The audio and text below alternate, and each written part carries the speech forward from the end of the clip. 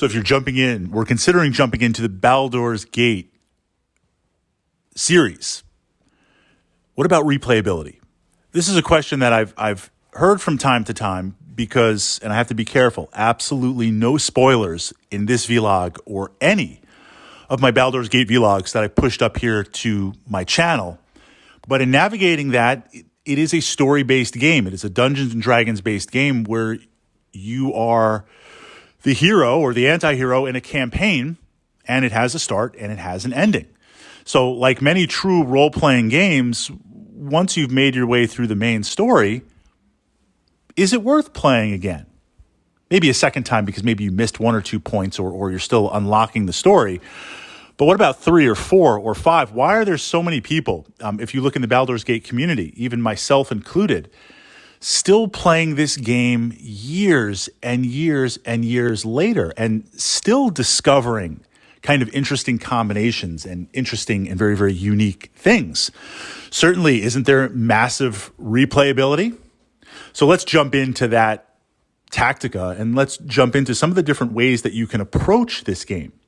Now, certainly if you're a new player, the campaign is important. You want to immerse yourself in that story. You want to make those choices. You want to do those quests to see how the game evolves and be part of the Baldur's Gate experience. Experience that campaign. I mean, the strength of the game, even all these years later, is just how strong and interactive and emotionally moving the campaign is. So on that alone, fantastic playthrough. Now, once you've done that, and this is Dungeons and Dragons, so you're going to pick a character class and make your way through that. Once you've done that, easily speaking, no exaggeration, there is a good 2 or 3 more playthroughs in total. I say that because the main quest as it evolves, there are certain side quests that support it that are optional. If you complete them, you get kind of more information about the story and the factions and the NPCs, the non-player characters, the storyline, your role in the storyline. So you're going to want to play through it again because maybe you missed a couple of things. Also, like any true complex story, there are elements of it that you're presented, that you see, but it might take seeing 2 or 3 times to really understand their impact. And again, I'm being very sensitive not to give away any spoilers. So to get the true immersion of the game, I find like, look, you're going to want to play this 2 or 3 times, maybe 4 times. Okay, so we've gone through and we've done that. You've been there, you've done that, you know the campaign, you see it. Well, now all these side quests, these little quests, these places to explore, quests that they have nothing to do with the main storyline, but they make the realm alive. I mean, they give you items, they give you experience, you get to explore new maps. There are so many quests, there are so many sub-quests, there are so many interesting things to do and characters to talk to that alone occupies numerous playthroughs. Even if you are the type of player that I have to do all the quests, I have to get all the items, I have to get all the item sets, I need to do everything in the game. Even if you are that player and you want to do that in the main playthrough, you're not going to hit up all these quests. Now we jump into character classes. Playing the different character classes. And of course, being an RPG, being Dungeons and Dragons, if you have D&D experience, there's going to be certain character classes that you want to play, that you enjoy. I always play a monk, but the diversity of the character classes and the different kits mean you're going to want to try them out. You're going to want to play through and see how that happens. So that right there, even after you know the storyline and you know the quests, the game takes on a new and interesting dimension because now you're like, how would a sorcerer get through this encounter? How would a sorcerer deal with this aspect? Or playing a thief, or playing a barbarian, or playing an avenger. So right there, that just blasts the game out to multiple other plays.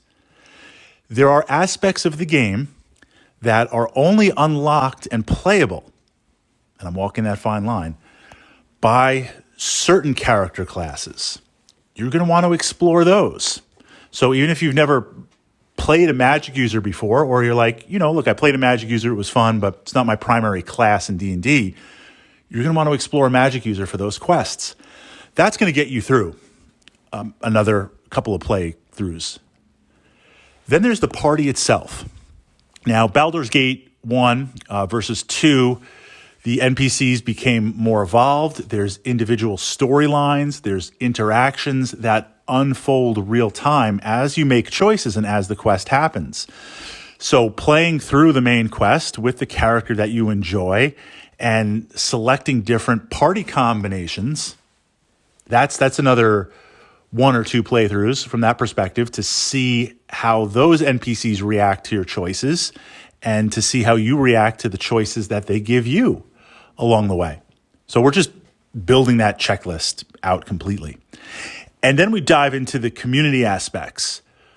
Solo runs, where you're familiar with the story and you know some of those encounters are tough. This is not the current edition of D&D. This is Advanced Dungeons and Dragons. Baldur's Gate is no baby cakes. So some of those encounters are absolutely jacked because coming over from the AD&D rule set, they are extremely potent, extremely powerful, hard enough with a party, fighting certain dragons. I mean, that's not a spoiler. Come on, it's Dungeons and Dragons. You know in Baldur's Gate, you're going to fight some dragons and you're going to go into some dungeons. But playing that from the perspective of playing one character. So after you've explored all the NPC interactions and know them, solo run. Then we get into the aspects of the community hardcore run.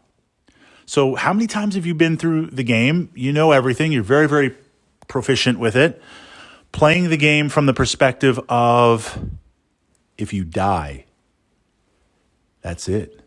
No reload. No caved character slot. Restart the game.